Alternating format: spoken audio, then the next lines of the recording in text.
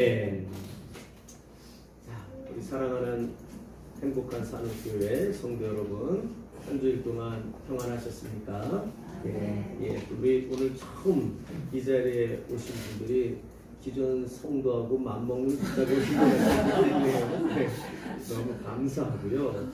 불편함이 많고 오늘 기도해 주신 것처럼 또 좁고 불편하고 덥고 그렇죠?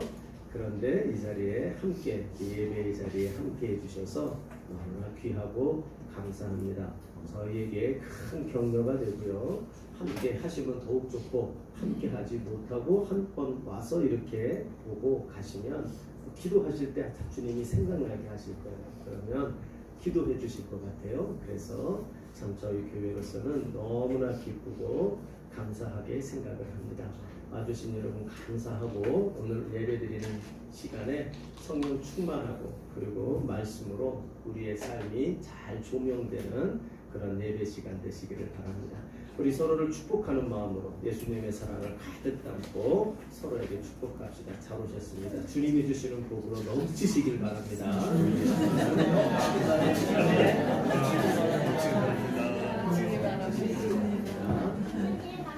감사합니다. 네, 여름이 이제 거의 다 가고 있습니다. 그렇죠? 여름이 언제가나 했는데 제가 날짜를 보니까 요번 주간에 감사하게도 수요일이 처서라고 있더라고요.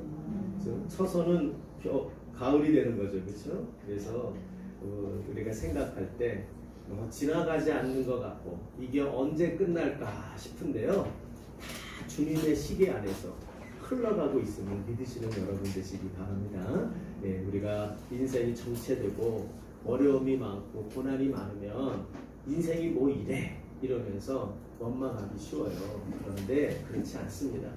하나님께서는 여전히 일하고 계시고 주께서는 살아서 우리를 사랑하시며 그분의 크신 계획대로 우리의 인생을 인도하고 계십니다.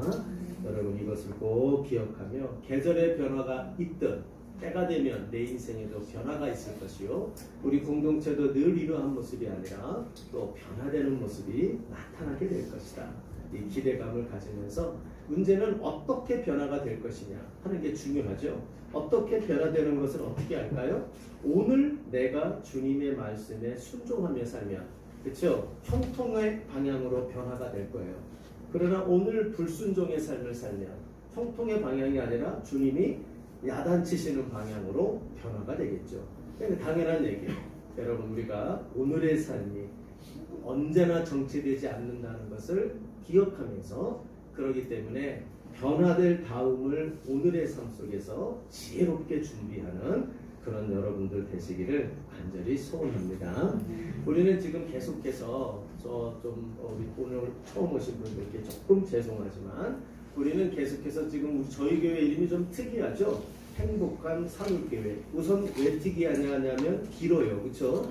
이렇게 긴 교회 이름 본 적이 없으실 것 같아요. 그래서 행복한 산울교회라는 이름이 길지요.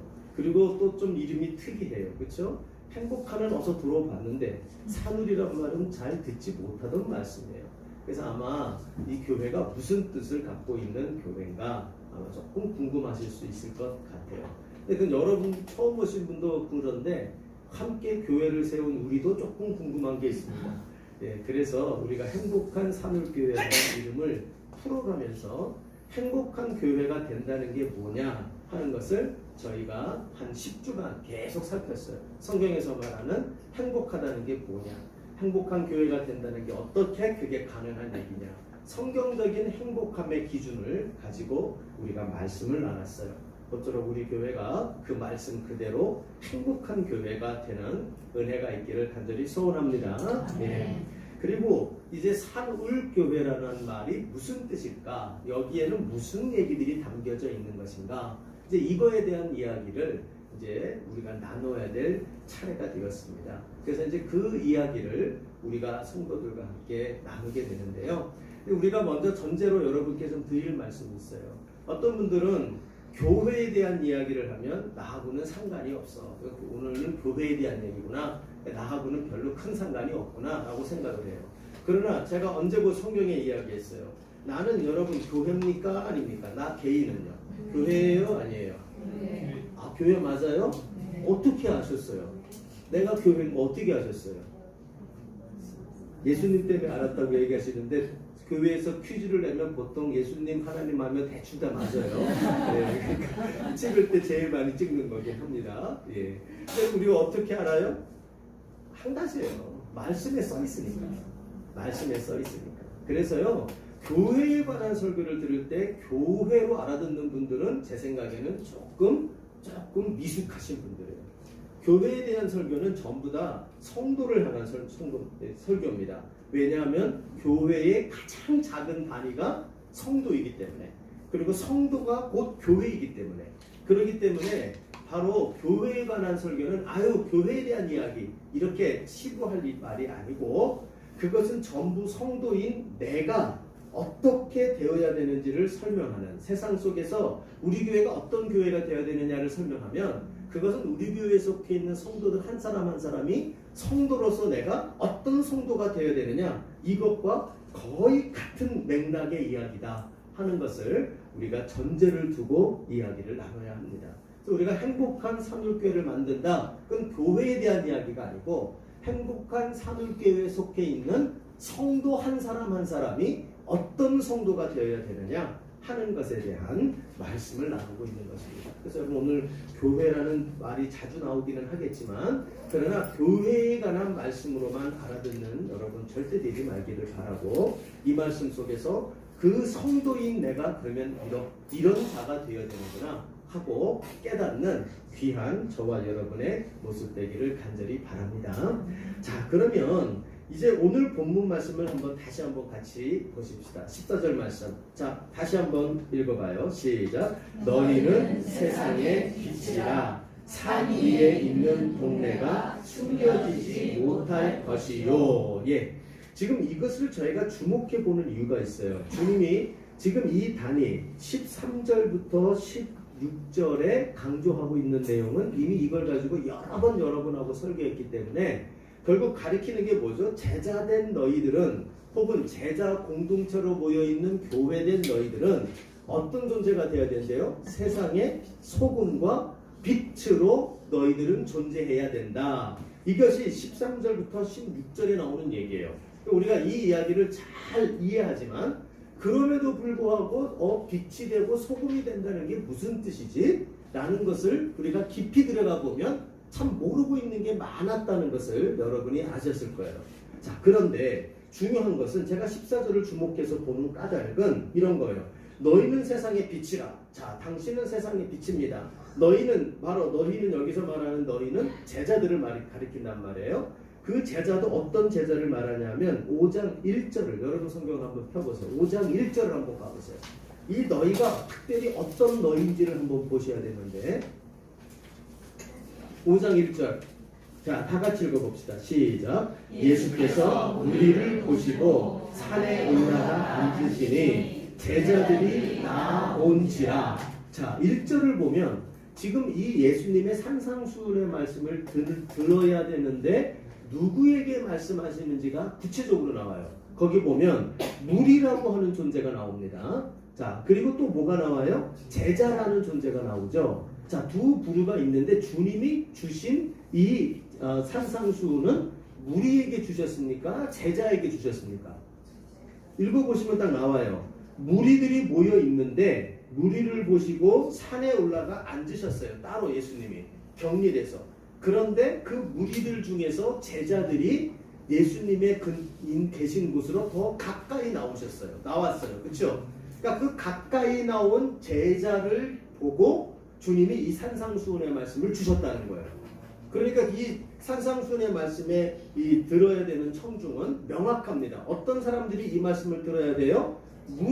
무리와 제자의 차이가 뭘까요? 무리는 예수님께 많은 관심을 가지고 각종 다양한 필요에 의하여 예수님을 쫓아다니는 사람이었어요. 어떤 사람은 배고파서, 어떤 사람은 병 고치러, 어떤 사람은 그냥 좋은 말씀 들어보려고, 어떤 사람은 삐딱해가지고 저 인간이 무슨 소리 하나 한번 흠잡아 보려고. 그 무리들 중에 있던 사람들 중에서 지금 어떤 자들이 제자들, 이 제자들은 어떤 자들입니까? 예수님이 나를 따르라, 너는 나를 따르라 해가지고 모든 것을 버려두고 예수를 쫓았던 사람들. 그러니까 이 모든 것을 버리고 예수님을 쫓아왔던 사람들에게 우리 주님이 하시는 말씀이 바로 이 산상수훈의 말씀이에요. 이 모든 것을 버려두고 쫓았던, 예수를 쫓았던 자들을 뭐라고 부릅니까? 제자라고 불렀던 거예요. 제자. 여러분에게 있어서 예수는 어떤 분입니까? 여러분은 예수님을 그저 여러분의 필요 때문에 찾아다니고 계십니까? 아니면 여러분이 그 예수가 내가 가진 그 무엇보다도 귀하고 소중해서 그 예수를 믿고 따르십니까? 전자입니까? 후자입니까? 아, 후자 맞아요? 정말 맞아요? 아니요. 분위기상 그렇게 얘기하면 안 된다. 네, 여러분 저는 이 말씀을 잘 들으시기를 바라요. 저와 여러분이요 예수를 쫓되 무리로 쫓는 자들이 아니고 제자로 쫓는 자들 되기를 바랍니다.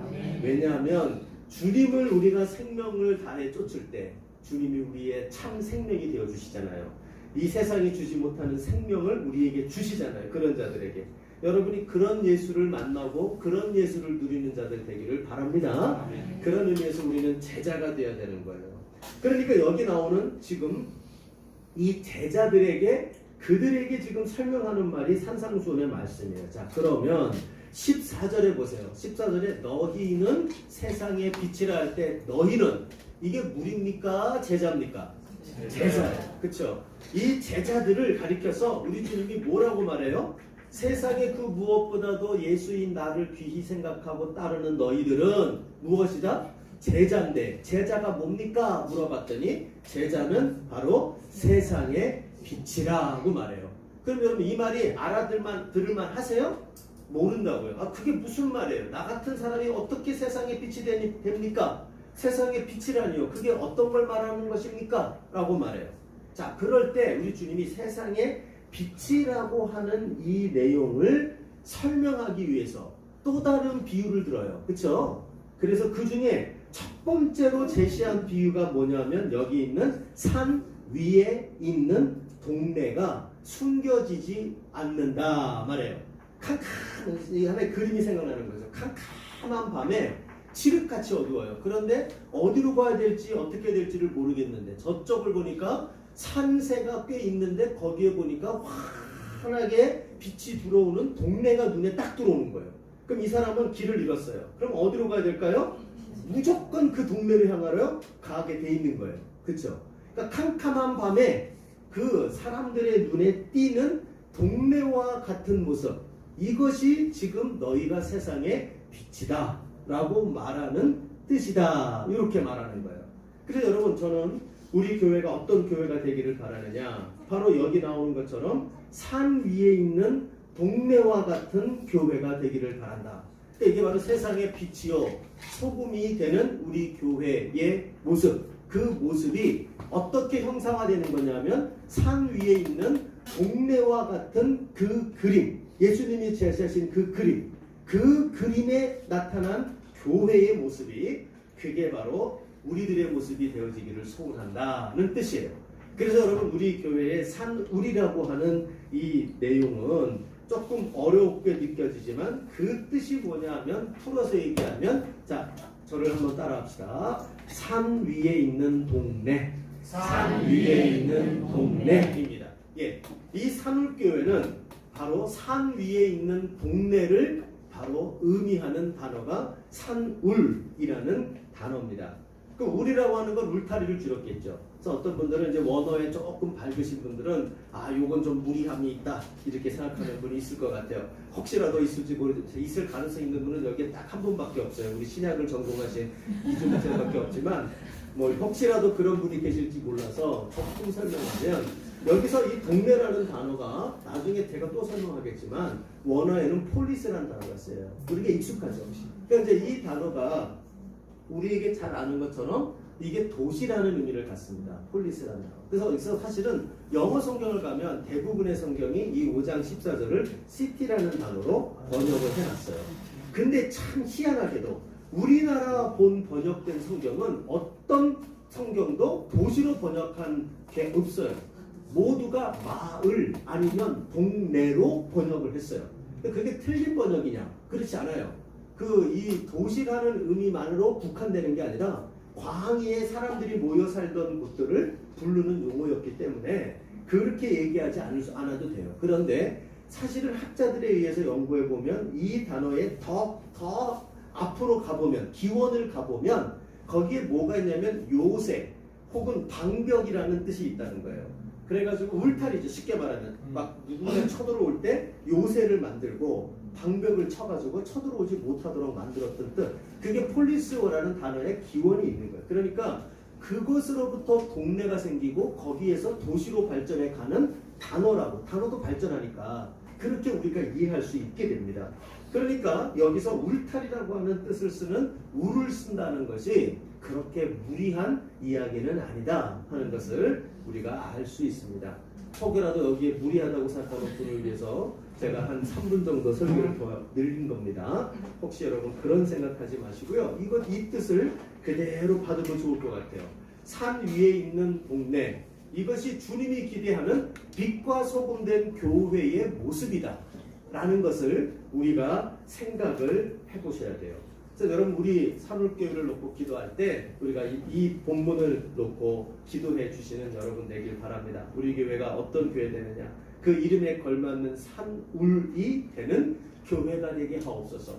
빛과 소금이 되게 하시고 캄캄하고 어두워서 갈 곳을 모르는 자들이 그곳을 향하여 찾아올 수 있는, 참으로 적막하고 세상 살만 나지 않고 무시무시한 세상에서 아이고 저기에 저렇게 환하게 빛이 밝혀진 동네가 있네 하며 사람들에게 희망을 주고 사람들에게 갈 곳에 대한 방향을 제시해주는 그런 교회의 모습이 바로 우리 교회의 모습이 되는 그런 은혜가 있기를 위하여 기도해 주시는 저와 여러분 되시기를 주님의 이름으로 부탁합니다.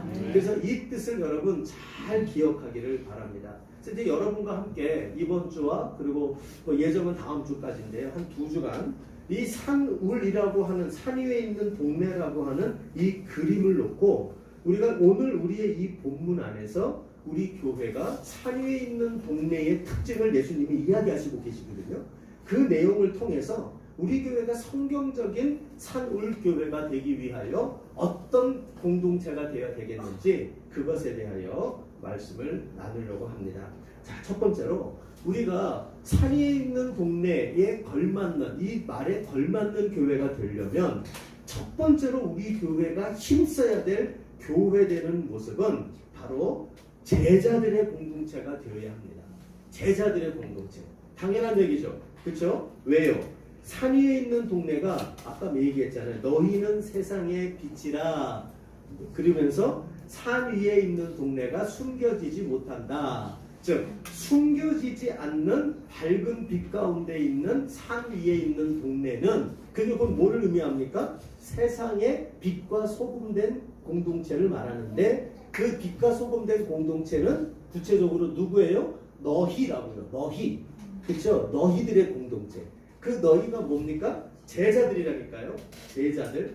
그래서 산 위에 있는 공동체, 그것은 제자들을 가리키는 공동체, 제자들의 공동체를 말하고 있어요. 그러니까 우리가 산 위에 있는 산울교회를 이루겠습니다라고 감히 말하면 그게 무슨 뜻이냐면 바로 우리는 이 제자들이 모여서 제자들이 되기를 힘쓰는 제자들로 나아가는 순도 높은 제자들의 공동체가 되겠습니다 라고 하는 결단을 담고 있는 게 산울교회의 뜻이에요. 이것이 성경적인 제1된 뜻이에요. 여러분 그럼 교회가 뭐냐라고 말할 때 우리 주님은 교회가 제자들의 공동체가 될 것을 우리 주님은 원래부터 원하셨어요. 이 본문에만 나와 있는 게 아니에요. 한 군데만 여러분에게 소개하면 마태복음 16장 18절 말씀이에요. 자, 한번 띄워봐 주세요. 마태복음 16장 18절 말씀. 예, 있나요? 제가 부탁을 드렸었는데 16장 18절. 아니면 찾아보세요. 예, 여러분. 네. 마태복음 16장 18절. 찾으셨으면 우리 다 같이 한번 읽어봅시다. 시작. 또 내가 내게 이르노니 너는 되돌아라. 내가 이 반석 위에 내 교회를 세우리니 음부의 권세가 이기지 못할 것이요. 그쵸? 예, 여기 보면 너는 베드로라. 내가 이 반석 위에 내 교회를 세우리니. 자, 예수님이 교회를 세우시는데 어디에 세우신대요? 이 반석 위에. 이 반석이 뭐를 말합니까? 베드로라, 너는 베드로라고 이야기했어요. 그러니까 문자적으로만 읽으면 베드로라고 하는 기초 위에 주님의 교회를 세울 것이다 라고 단순하게 이걸 읽어버리면 무슨 뜻이 됩니까? 교회의 기초가 누구예요? 베드로구나, 이렇게 되는 거예요. 그렇죠? 그래서 이 베드로라는 존재가 사실은 카톨릭에서는 일대 교황에 들어갑니다. 그래서 일대 교황 베드로로부터 교회가 시작됐다라고 말해요. 그런데 자, 여러분 그 16장의 마태복음 16장을 가지고 제가 이제 또 여러분과 함께 제자도에 관련된 설교로 조만간 한 몇 주간 또 볼 거예요. 그런데 그 16장의 베드로를 놓고 보면 베드로가 희한하단 말이에요. 그 안에서 천국의 꼭대기에 올라갔다가 천국 열쇠 주고 천국의 꼭대기에 올라갔던 자가 됐다가 조금 있다가는 또 뭐가 되냐면 사단이 돼요. 지옥에 내려가서 사단아 물러가라 예수님이 그러거든요. 똑같은 베드로를 놓고. 그러니까 내가 이 반석 위에 교회를 세우리라 베드로를 놓고 그렇게 말했었는데 조금 있다가 거기 가보면 사단아 내 뒤로 물러가라. 똑같은 베드로가 잠시 잠깐 사이에 천국의 열쇠를 쥐었다가 지옥의 열쇠를 쥐고 있는 자가 돼요. 이렇게 바뀐단 말이에요. 그래서 이거를 해석할 때 이 베드로가 단순하게 베드로라고 하는 개인과 인격을 말한다고 말하면 굉장히 혼란스러운 그 해석이 되어집니다. 그러니까 16장에서 여기서 말하는 베드로를 그렇게 해석하면 안 돼요. 이 베드로는 전통적으로 그래서 어떻게 얘기하냐면 베드로가 아니라 그 앞에 베드로가 고백했던 신앙의 고백이 있어요. 그렇죠? 주는 그리스도시요 살아계신 하나님의 아들이십니다 라고 고백했다고요. 그 베드로의 고백, 그 베드로의 고백은 단순한 베드로의 고백이 아니고 그 옆에 여러분이 딱 적어놔야 되는데 그게 뭐냐면 사도들의 고백이에요. 사도의 고백. 그러니까 이게 사도성이라고요. 사도성. 그러니까 교회가 어디에 세워지느냐면 베드로라고 하는 한 인간에게 세워지는 게 아니라 사도들이 가르쳤던 사도적 신앙 고백 위에 그를 더 나아가면 사도들의 신앙과 사도들의 사역과 사도들의 가르침과 이 사도들이 가르쳤던 그 위에 바로 주님의 교회가 쓴다는 거예요. 그럼 여러분 사도가 뭡니까? 그 사도가 지금 여기 5장 1절에 등장했던 제자들이에요. 제자들. 그러니까 제자들이 주님께 더 가까이 있는 제자들을 사도라고 불렀는데 그 사도들에 해당하는 게 여기 나오는 이야기란 말이에요. 그러니까 우리는 이렇게 얘기할 수 있어요. 주님이 5장 16절을 아까 얘기했던 16장 18절을 보면 이 베드로 너 위에 내 교회를 세우겠다는 말씀은 사도들 위에입니다. 사도들에게. 그러니까 이것 역시 우리 주님이 교회의 기초를 제자들로 삼고 교회의 기초를 그 교회 자체를 제자들의 공동체로 만들겠다 하는 것은 우리 주님이 원래부터 갖고 있는 교회 건축의 뜻이라는 거예요. 자, 여러분 저를 잘 바라보세요. 지금 이게 나하고 무슨 상관이 있나 이런 눈초리로 보는 분이 두 분 딱 계신데 여러분 이 말이 무슨 말이냐면 여러분이 교회에 속해서 교회의 일원이 된다는 게 무슨 뜻인지 알아야 돼요. 여러분이 각 속해 있는 모든 교회가 정말 주님이 기뻐하는 제자 공동체들이 제자들이 모여 있는 주님의 교회가 되는 은혜가 있기를 축복합니다. 여러분 그러면 그 주님이 기뻐하는 교회가 되려면 여러분이 속해 있는 교회가 그 교회 구성원들이 무엇으로 구성이 되어야 된다는 얘기예요? 제자. 그러면 여러분이 교회가라며 교회가 교회답지 못해서 여러분이 한탄을 한다면 그 교회가 교회답지 않은 제일 큰 원인이 뭘까요? 신학적으로 얘기하면 성도 거기에 구성원인 각 사람이 교회의 구성원인 각 사람이 무엇이 안 돼 있는 거예요? 제자가 되어 있지 않은 거예요. 그러므로 여러분 우리가 정말 주님이 기뻐하는 주님이 세우고자 하는 교회가 되기를 원하신다면 우리가 그것을 어떻게 응답해야 되느냐 주님의 그 원하시는 소원에 응답하는 제1된 방법은 그건 바로 내가 주님의 참 제자 되는 신자로 날마다 변화되고 몸부림치는 우리가 되어야 되는 거예요. 여러분 저는 주님의 이름으로 우리 모두를 축복합니다. 제일 먼저 여기서 설교하고 가르치는 목사가 주님의 참 제자가 되기를 위해서 간절히 기도하시는 여러분 되시기를 바랍니다. 예, 많이 기도해 주세요. 부족하지만 주님의 제자가 되게 해주세요. 저 부족한 목사가 성령의 충만함 속에서 그리고 주님의 은혜 속에서 제자가 제자 되는 것 두 가지밖에 없거든요. 은혜 받는 길밖에 없어요. 또 하나는 성령이 다스리는 것밖에 없어요. 은혜와 성령 이 두 가지를 빼면 그 주님의 성도들이 제자로 변화될 수 없어요. 저 목사가 그리 되게 하옵소서. 기도해 주셔야 돼요. 뿐만 아니라 우리 산업교회와 또 여러분이 속해 있는 교회 공동체마다 그 분들을 위해서, 직분자들을 위해서 손가락질하고 비난하는 거는 나중에 하시고요. 한 번 비난하기 전에 10번 기도해 주셔야 돼요. 뭐라고요? 주님 은혜를 주십시오. 주님 저 장로님, 저 집사님, 저 권사님에게 은혜를 주시고 하나님 성령으로 충만하게 하여 주십시오. 그리하여 뭐가 되게요? 제자가 되게 하옵소서. 이렇게 기도하셔야 돼요. 그리고 난 다음에 나 자신을 위해서 기도하셔야 돼요. 주님 내가 주님의 제자가 되게 하옵소서. 하나님 예수님의 은혜에 항상 젖어 있게 하시고 성령의 충만함 속에 내가 있게 하옵소서. 그리하여 내가 제자가 되게 하옵소서. 그래서 우리 각자가 제자가 되어지면 이 교회가 뭐가 돼요? 주님이 원하셨던 그 제자들의 공동체된 산 위에 있는 교회가 이루어지는 은혜가 우리에게 있게 되어질 것이에요. 여러분 이런 은혜가 진정 저와 여러분에게 있어지기를, 우리 산업교회에 있어지기를 간절히 소원합니다. 예, 그렇다면 한 가지만 더. 우리가 순도 높은 제자 공동체가 되기 위해서 그러면 우리 교회가 공동체적으로 어떤 일에 힘을 쓰는 교회가 되어야 할까? 이거에 대해서 저는 유명한 여러 가지 구절이 찾을 수 있지만 제일 유명한 구절 하나를 저와 여러분이 함께 조금만 더 생각을 해보고 그것에 있는 교훈을 점검한 후에 오늘 메시지를 마무리하려고 합니다.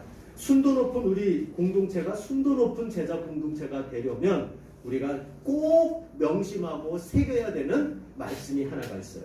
그게 마태복음 28장 19절 20절 말씀이에요. 우리가 아는 주님의 지상명령이죠. 예, 우리 전에 있던 교회에서는 그것이 하나의 교회의 모토가 됐는데 우리 교회에 또한 제자 공동체가 되기 위해서는 절대 잊어버리면 안 되는 구절 하나를 여러분과 함께 보려고 해요. 자, 마태복음 28장 19절 20절 앞에 화면이 여러분을 도와줄 겁니다. 자, 한번 같이 큰 목소리로 읽어봅시다. 시작. 그러므로 너희는 가서 모든 민족을 제자로 삼아 아버지와 아들과 성령의 이름으로 세례를 베풀고, 세 번째, 그 다음에 시작. 내가 너희에게 분부한 모든 것을 가르쳐 지키게 하라. 거기까지만 보겠습니다. 주님의 말씀이에요. 이게 주님이 이 세상을 떠나시면서 제자들에게 이 땅에 남겨둡니다. 그리고 이제 남아있는 너희들이 이 땅에 남아서 할 일이 있어. 이게 제자들에게 하는 얘기거든요. 그 제자들에게 한 얘기가 뭐냐면 내가 약속할게. 너희들만 내가 천국으로 지금 가지만 내가 너희들과 영원토록 함께 할 거야. 걱정하지 마. 그런데 나와 함께 할 일이 있어. 그게 바로 이 일인데 첫째 뭐라고 말해요? 너희는 가서 어디까지요? 모든 민족에게로 가서 이 얘기를 합니다. 그 다음 두 번째는 무슨 얘기를 해요? 아버지와 아들과 성령의 이름으로 세례를 베풀고, 쉽게 말하면 이게 말하면 복음을 전해서 믿게 하라는 거예요. 복음을 전해서 믿게 하라. 이 일을 하라는 거예요. 그리고 세 번째가 뭡니까? 내가 너희에게 분부한 모든 것을 가르쳐 지키게 하라. 가르쳐 지키게 하다라는 말을 여러분 바꿔서 번역할 수 있다고 여러분에게 많이 가르쳤죠? 뭡니까? 지킬 때까지 가르치라. 예, 가르쳐 지키게 하라. 해서 가르치고 지키는 거는 니들이 알아서 해봐 하고 팔짱 끼고 점검하는 게 아니고 지킬 때까지 반복해서 계속 가르치라는 거예요. 자, 그래서 여러분 이 세 가지 일을 통해서 뭘 하라는 거예요?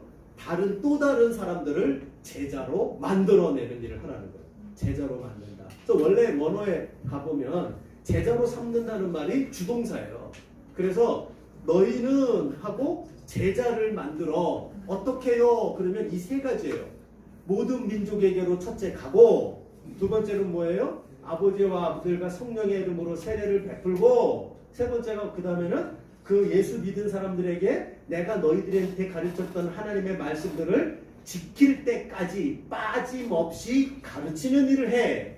그래서 뭐를 해요? 제자를 만들어. 이 얘기를 하는 거예요. 그래서 어딜 가든지 제자 공동체 너희들이 할 일이 뭐냐?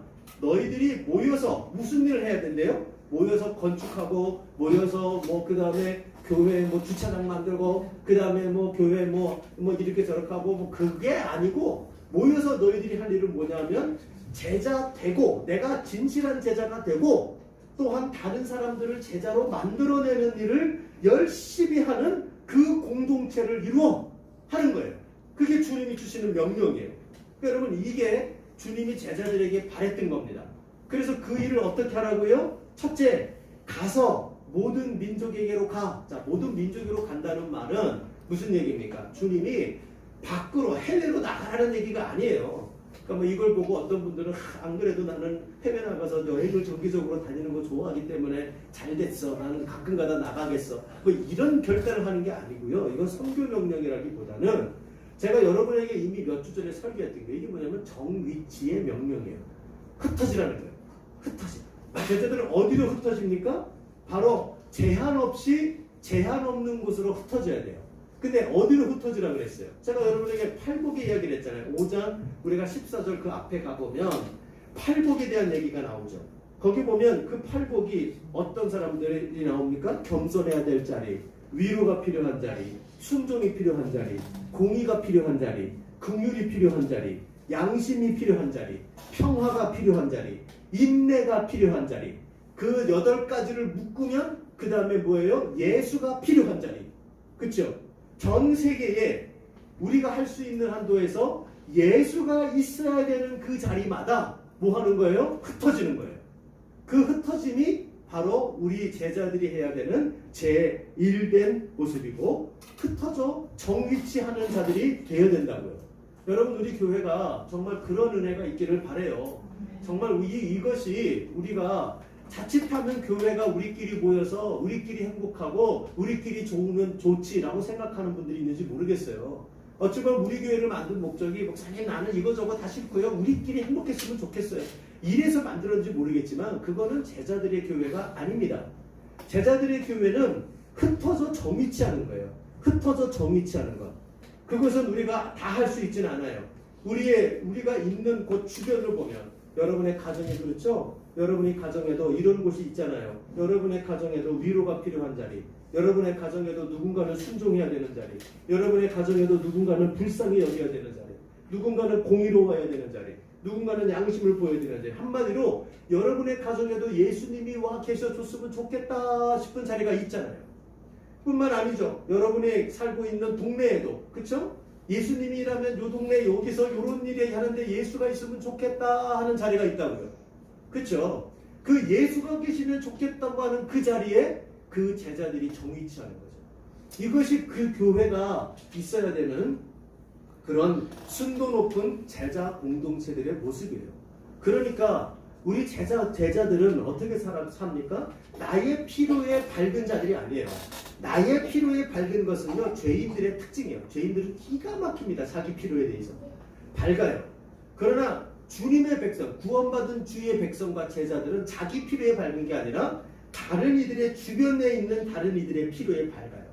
그래서 그 자리에 예수가 있어야 되는 자리, 그 자리에 바로 우리가 정위치하기에 힘쓰는 공동체가 되어야 된다는 거예요. 함께 하는 거죠. 그렇죠? 그게 바로 가서 모든 민족에게로 가라 하는 뜻으로 우리는 받아들일 수 있어요.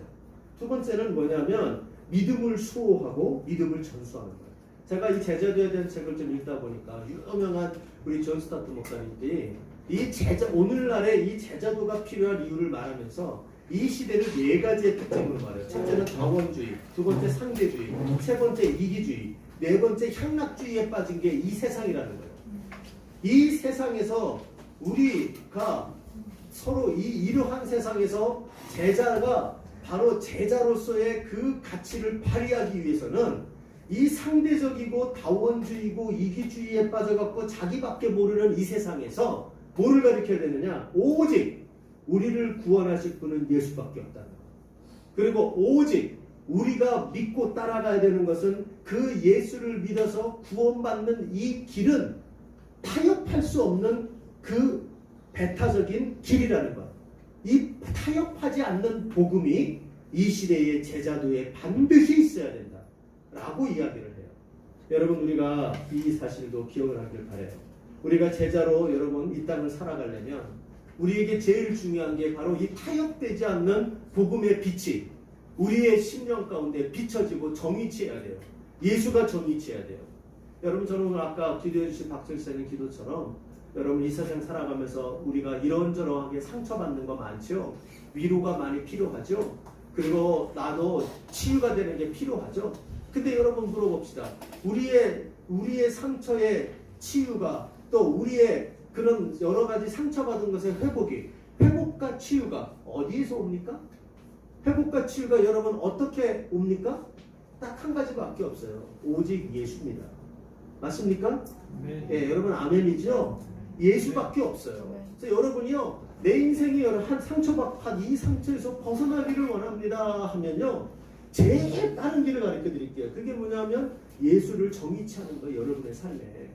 여러분의 삶에 예수를 정의치 하는 것이요, 그 복음을 정의치 하고요, 예수를 정의치 하면 그 복음의 빛과 예수의 빛으로 여러분의 상처가 물러가고 여러분의 어둠이 사라지며 여러분의 그 맛없고 맹맹하고 먹을 수 없었던 여러분의 인생의 맛이 맛난 맛으로 변화가 되어지게 되는 것입니다. 그것이 바로 어디에 달려있느냐? 예수가 정의치 하는 그 여러분의 삶에 달려있는 것이고요. 그 예수의 정의치됨은 뭐냐면 바로 복음이 우리의 삶에서 정의치하여 타협되지 않는 그 가치로 존재하게 되는 거예요. 갈라디아서 1장 7절에서 9절을 한번 읽어보죠. 자, 다 같이 한번 앞에 화면이 나올 거고요. 갈라디아서 1장 7절에서 9절 다 같이 시작. 다른 복음은 없나니 다만 어떤 사람들이 너희를 몰아하여 그리스도의 복음을 변하게 하려 합니다. 그러나 우리는 혹은 하늘로부터 온 천사라도 우리가 너희에게 전한 복음 외에 다른 복음을 전하면 저주를 받을지어다. 우리가 전에 말하였거니와 내가 지금 다시 말하노니 만일 누구든지 너희가 받은 것 외에 다른 복음을 전하면 저주를 받을지어다. 아멘. 여러분, 사도가 이런 얘기를 이렇게 세게 하는 것은 사실 어느 본만 해도 들어보기가 어려운 이야기입니다. 뭐라고 말해요? 저주를 받으래요. 저주를 받아라. 이거 굉장히 큰 욕입니다. 대놓고 하는 욕입니다. 근데 어떻게 되면요, 우리가 전한 복음 외에 사도들이 전한 예수 외에 또 다른 예수를 전하고 또 다른 복음을 전하면 저주를 받으라, 이렇게 말해요. 여러분, 그러므로 얼마나 우리의 이 제자들의 공동체가 이 복음을 수호하고 복음을 가리키고 전하는데 얼마나 매진해야 되는가 하는 것을 우리가 꼭 명심해야 돼요. 저는 우리가 이것을 위해서 날마다 여러분이 예수가 여러분에게 어디에 정의치했는지를 살피는 여러분 먼저 되시기를 바라요. 예수가 정의치된 제자들이 그 예수의 가치를 다른 자들에게 전수할 수 있는 겁니다. 내 안에 정의치되지 않은 예수를 어떻게 다른 이들에게 전수하겠어요? 그러므로 여러분, 날마다 여러분 안에 있는 예수에 대한 믿음, 이 믿음이 사도들이 전한 믿음과 분명히 일치하고 있는가, 그리고 그 예수가 나의 삶의 전부로 내 삶을 환히 밝히는 자리에 정의치되어 있는가, 날마다 점검하는 여러분 되기를 바랍니다. 그리고 더 나아가 우리 공동체가 이 예수를 확인하고 예수를 증거하는 일에 우리의 다음 세대들에게 이 예수를 가르치고 그들의 삶에 평생토록 정의치하게 하는 일에 힘쓰는 우리가 되어야 할 줄로 믿습니다. 마지막 세 번째로 제자 공동체가 되기 위하여 힘쓸 아까의 그 말씀을 통하여 보면 이건 간단하게 우리가 얘기할 수 있죠. 어떻게 해요? 예수님의 말씀을, 그쵸? 부지런히 지킬 수 있도록 반복하여 가르치는 일에 힘써야 한다는 거예요. 이게 제자 공동체가 해야 되는 매우 중요한 일이요, 내가 또한 제자로서 살아가는 일에 매우 힘써야 될 중대한 일이다. 여러분 이것을 기억하는 우리가 되기를 바랍니다. 자, 모쪼록 여러분 말씀을 정리합니다. 우리 교회가 정말 행복한 산울교회, 산 위에 있는 동네와 같은 그 교회가 되어지는 은혜가 우리 교회가 있기를 바랍니다. 오늘 저희 교회를 방문해주신 여러분 너무 감사한데 이 두 단어를 꼭 기억해 주세요. 행복한 교회 되게 기도해 주시고 아울러 산 위에 있는 동네와 같은 교회가 되게 해달라고 이렇게 저희를 생각하며 기도해 주시는 은혜가 있기를 바랍니다. 이 산울교회 된다라고 할 때 제일 중요한 거 제자들의 공동체가 되어야 한다. 제자는 내가 먼저 주님이 세우시는 자리에 정위치하기 위하여 흩어질 줄 알아야 되고 또 예수 그리스도를 언제나 우리의 진정한 유일하신 구세주로 고백하며 그분을 정위치하는 일에 힘쓰는 믿음의 공동체가 되어야 되고 마지막으로는 우리가 이 예수의 가르침을 언제나 내가 그 말씀 가르침에 집중하여 배우고 우리의 다음 세대들에게 신앙이 연약한 자들에게 그 예수의 말씀을 가르치고 배우는 일에 전심을 다하는 그래서 이 일들을 통하여 또 다른 예수의 제자가 계속해서 배출되는 그런 은혜가 우리에게 있어지기를 바랍니다. 모쪼록 우리 교회, 내가 속해 있는 교회가 제자들이 모여있는 진정한 제자들의 교회되는 그 은혜가 있기를 소원하고 여러분들이 그 구성원 각자가 되는 은혜가 있어지기를 주님의 이름으로 축복합니다. 네. 이 시간 우리 적용하는 마음으로